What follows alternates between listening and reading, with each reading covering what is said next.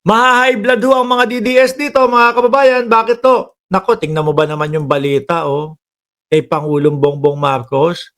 Sabi dito, PIA Eastern Visayas. Look o tingnan, dahon ng ampalaya at malunggay. Correct? No? At ano yung pinapakita mo sa aming pagkain? Bistek yan ah. Bistek Tagalog yan. Yan, masarap. Madaming sibuyas.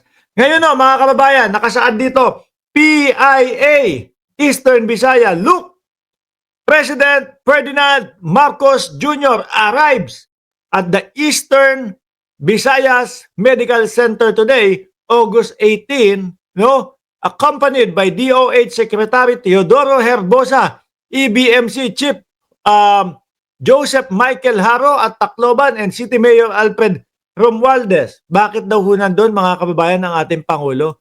Dahil po dyan. Lakihan ko ho mga bossing para mas makita ninyo ho. Ayan o. Department of Health. Biruin mo kung magkano po yung hospital bill, mga bossing. Nung, ayan, magtatay yata yan. Nung magtatay. No? 447,923 and 93 cents hospital bill ho, mga bossing. No? Laki. Kulang na lang ho ng 52, 52,000 na lang po ang kulang kapag ni-round off, mga kababayan, at kalahating milyon na po. Pero magkano po ang binayaran nila? Zero. Wala pong binayaran, mga bossing. Ayan, zero ang kanilang binayaran. Sasabihin na naman po ng Vice Presidente nito, nako, hindi naman trabaho ng Pangulo ang magpa-photo ops. Hindi naman trabaho ng Pangulo ang magpa-picture. Ganyan na naman po ang masasabi ng Vice Presidente.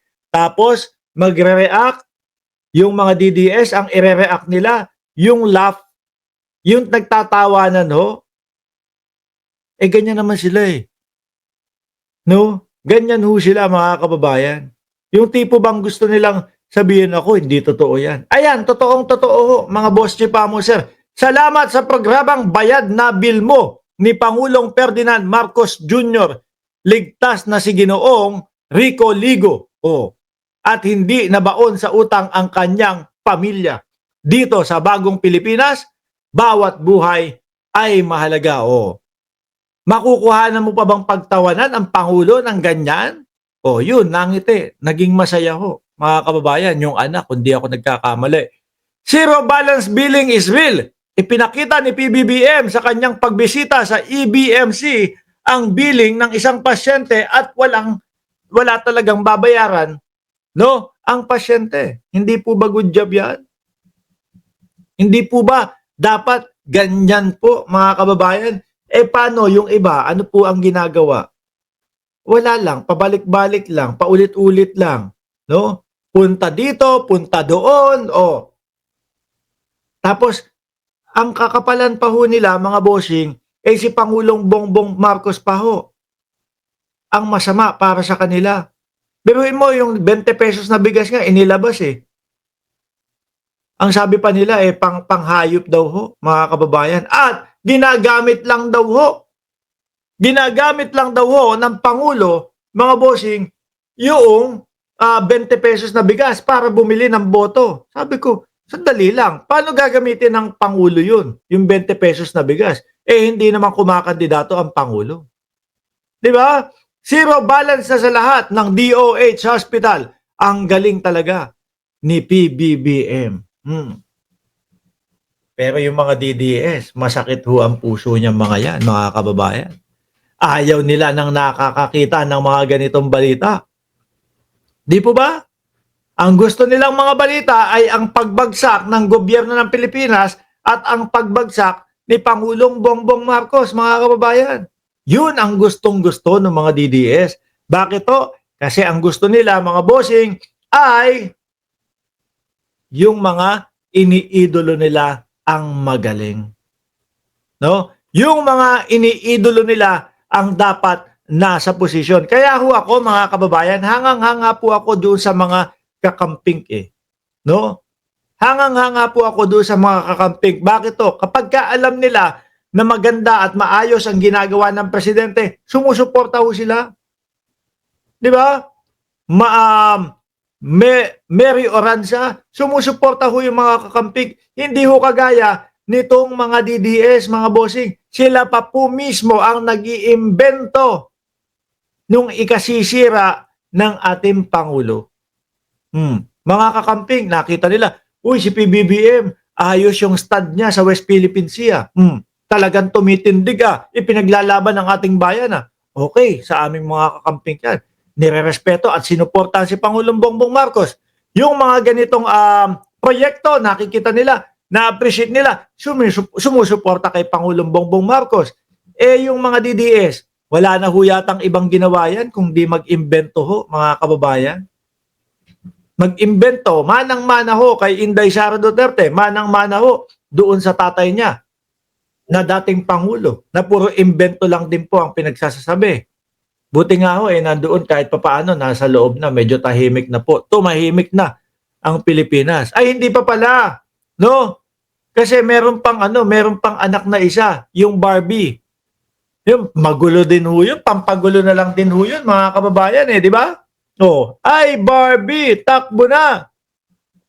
Puro ganun na lang ho. Pagka nagkasuntukan kami ni Torre, bugbog sa akin ito. Pinalagan, wala naman ho nasabi. Tamemi lang ho, mga kababayan. Di ba? Yan ang mga tunay na naglilingkod sa bayan. Hindi ho yung puro mga yun lang, puro sigaw ho, puro sigaw ng sigaw. Bring him home, bring him home. Gusto ipamukha sa atin na para sila sa bayan, pero paulit-ulit lang naman po, bring him home. Ganun at ganun lang din ho, mga bossing. Di ba, Sir Eseng Mariano? Sabi ni Joel Q, CM, no? CM Baste. Uy, city mayor yun. Sabi ni Joel Q, hindi. Chupapi Munyanyo yun. Diba? Sino hindi liligaya at sino ang hindi susuporta kapag kaganito ho ang ating presidente? Diba? Laking gaan ho nito sa pamilya. Kadalasan ho, mga kababayan, kapag may mga nagkakasakit tapos walang mga health card, walang mga alam mo yun, yung mga sasalo doon sa bayad nila, insurance, walang gano'n. Naku, butas ang bulsa mo dyan. Pero ito, kay Pangulong Bongbong Marcos, zero bill. Ano kaya sakit ni tatay? Ang laki ng ginastos ho 440, ang laki ng dapat nilang gagastusin. 447,923.93 cents. Biruin mo, konti na lang talaga, kalahating milyon na. Mabuti po mabuti ay ang Pangulo, no, ng Pilipinas ngayon ay si Pangulong Bongbong Marcos. Ayan legit tatahimik na ang Pilipinas, Boss Mark. No? Pag wala na sa posisyon ang mga Duterte, sinabi mo pa. Ayan katibayan, mga bossing.